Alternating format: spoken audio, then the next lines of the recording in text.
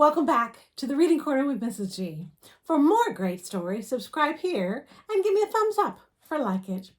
And today we're doing the story A Quiet Night In with a family of elephants. A quiet night in. I want you all to go to bed early tonight, said Mrs. Large. It's Daddy's birthday, and we're going to have a quiet night in. Can we be there too? Asked Laura. No, said Mrs. Large. It wouldn't be quiet with a gang of you all charging around like a herd of elephants. But we are a herd of elephants, said Lester. Smarty pants, said Mrs. Large. Come on now, coats on. It's time for school. That evening, Mrs. Large had the children bathed and in their pajamas before they even had their dinner. They were all very cranky. It's only 4:30, said Lester. It's not even dark yet. It soon will be, said Mrs. Large grimly. After their baths, the children started making place cards and decorations for the dinner table. Then they all cleaned up. Then Mrs. Large cleaned up again.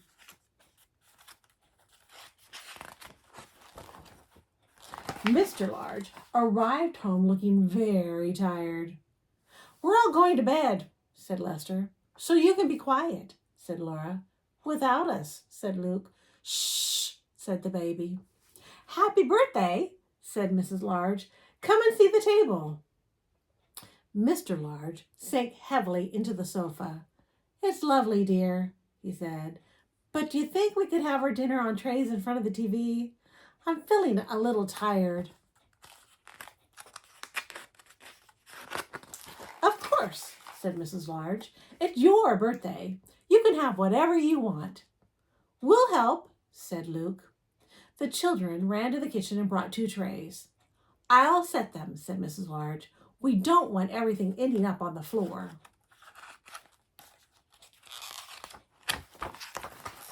Can we have a story before we go to bed? Asked Luke. Please, said Lester. Come on, Dad, said Laura. Just one. Story, said the baby.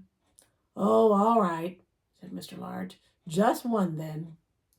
Lester chose a book, and they all cuddled up on the sofa. Mr. Large opened the book and began to read. One day, Binky Bus drove out of the big garage. Hello, he called to his friend, Milky Milk Truck. I don't like that one, said Laura. It's a boy's story. Look, said Mr. Large, if you're going to argue about it, you can all go straight to bed without any story. So they sat and listened while Mr. Large read to them. After a while, he stopped. Go on, Daddy, said Luke. What happened after he bumped into Gary's garbage truck? Did they have a fight? Asked Lester. Look, said Laura. Daddy's asleep. Shh, said the baby.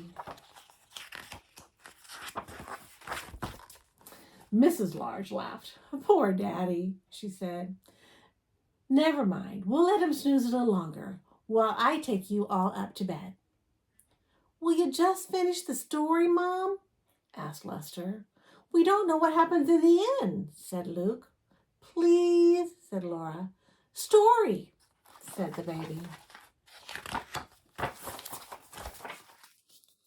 Move over then, said Mrs. Large. She picked up the book and began to read. Watch where you're going, you silly garbage truck, said Binky. Just then, Patty the police car came driving by. After a while, Mrs. Large stopped reading. What's that strange noise? Asked Lester. It's Mommy snoring, said Luke.